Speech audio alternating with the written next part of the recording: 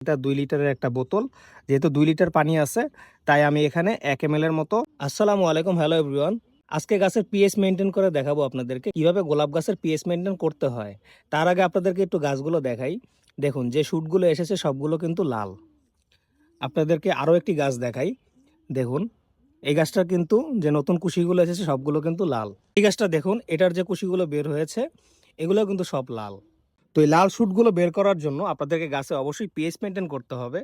যদি সবুজ কালারের পাতা বের হয়ে যায় তাহলে বুঝতে হবে যে গোলাপ গাছের মাটির পিএইচ ঠিক নেই। তো চলুন আজকে শুরু করা যাক।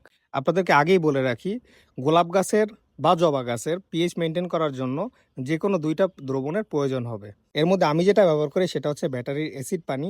আপনারা যদি ব্যাটারির অ্যাসিড পানি জোগাড় করতে না পারেন তাহলে অবশ্যই আপনারা ভিনেগার ব্যবহার করতে পারবেন। তো ব্যাটারি অ্যাসিড পানির কথাটা আগে বলে নেই।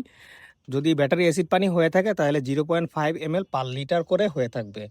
আর যদি ভিনেগার আপনারা ব্যবহার করেন তাহলে নিতে হবে 2 থেকে 3 ml পার লিটার করে। এভাবে করে গাছের পিএইচ মেনটেন করতে হয়। তো চলুন আপনাদেরকে আজকে প্র্যাকটিক্যালি দেখিয়ে দিই আমি গাছে কি পরিমাণ পানি এই গাছের স্টেজে দিব এবং কি পরিমাণ আমি নিব।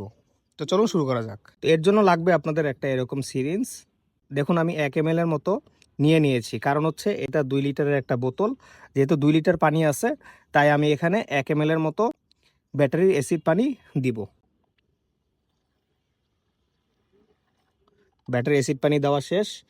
আপনারা একটা জিনিস অবশ্যই খেয়াল রাখবেন, অ্যাসিড পানি দেওয়ার পরে তার উপর কিন্তু পানি দিবেন না। আগে পানি দিবেন, তারপর তার উপরে হচ্ছে আপনারা ব্যাটারি অ্যাসিড পানি দিবেন। ভিনেগারের ক্ষেত্রে আমি মনে করি সেরকমই হওয়া উচিত। দ্রবণটাকে আমি একটু ঝাঁকিয়ে নিব, তারপর হচ্ছে গাছে ইউজ করে আপনাদেরকে দেখাবো। হ্যাঁ, আমার দ্রবণটা বানানো একদমই কমপ্লিট। এখন হচ্ছে আমি গাছে আমি যে বলেছিলাম 300 ml এর মতো পানি দিব। তো সেই 300 ml এর মতো পানি কিন্তু এখনও দিব, কারণ হচ্ছে গাছের পাতা কিন্তু এখন অতটা বড় হয়নি। তো যদি বেশি দিয়ে ফেলেন তাহলে কিন্তু আসলেই ঝামেলা হতে পারে। তো দেখুন, 250 ml থেকে একটু বেশি নিয়েছি, মানে হচ্ছে 300 ml এর মতো পানি আমি এখানে নিয়েছি, অ্যাসিড মিশ্রিত পানি।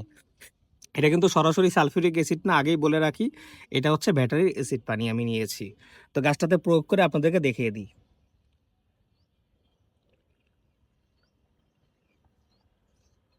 দেখুন, দিয়ে দিলাম, এতটুকুই কিন্তু এনাফ। এবং আপনারা এই অ্যাসিড পানি দেওয়ার আগে অবশ্যই খেয়াল করবেন গাছের মাটি যাতে শুকনো থাকে। পুরোপুরি শুকনো কখনোই গোলাপ গাছের মাটি আপনারা করবেন না, এতে উপরে যে ফিডার রুটগুলো থাকে সেগুলো কিন্তু মারা যায়। তো মোটামুটি ময়েশ্চার যদি থাকে সেটা হচ্ছে গোলাপ গাছের জন্য বেস্ট। সারা বছর সেভাবে করে আপনারা মেনটেন করবেন। আর এই অবস্থাতে কিন্তু আমি অ্যাসিড মিশ্রিত পানিটা দিয়ে দিয়েছি। তো এরকম করলে আপনাদের গাছে যে লাল লাল পাতা এগুলো কিন্তু কন্টিনিউ থাকবে, এবং হচ্ছে নতুন নতুন যে লাল পাতাগুলো বের হবে সেগুলো লাল পাতাই বের হবে, সবুজ পাতা বের হবে না। এখন সবথেকে গুরুত্বপূর্ণ যে প্রশ্নটা, যে আমরা মাটির এই পিএইচটা কয়দিন পর পর মেনটেন করব। আমরা 4 দিন পর পর মেনটেন করব। তাহলে দেখবেন যে গাছের একদম কুশিগুলো লাল লাল বেরিয়েছে, এবং ব্লাইন্ড শুটের যে প্রবলেমটা এখন দেখা দিবে সেটাও ইনশাল্লাহ হবে না। আর যদি ব্লাইন্ড শুটের প্রবলেম চলেও আসে, দেখবেন 10 থেকে 12 দিনের মধ্যে সেই ব্লাইন্ড শুটগুলো ফেটে নতুন ডাল বেরিয়ে গেছে। তো এত টেনশনের কিছু নেই। আপনারা 4 দিন পর পর এই পিএইচ মেনটেন করবেন, তাহলে দেখবেন যে গাছের অবস্থা একদমই অন্যরকম হয়ে যাবে। আর একটা বিষয় অবশ্যই খেয়াল রাখবেন, যেদিন পিএইচ মেনটেন করবেন গোলাপ গাছের, সেদিন কিন্তু গোলাপ গাছের গোড়ায় কোনো প্রকার খাবার দিবেন না। তো পিএইচ মেনটেন যেদিন করা হয় গোলাপ গাছের, সেদিন কিন্তু আমরা সব ধরনের খাবার অফ রাখি। তারপরের দিন আপনারা খাবার কন্টিনিউ করতে পারবেন।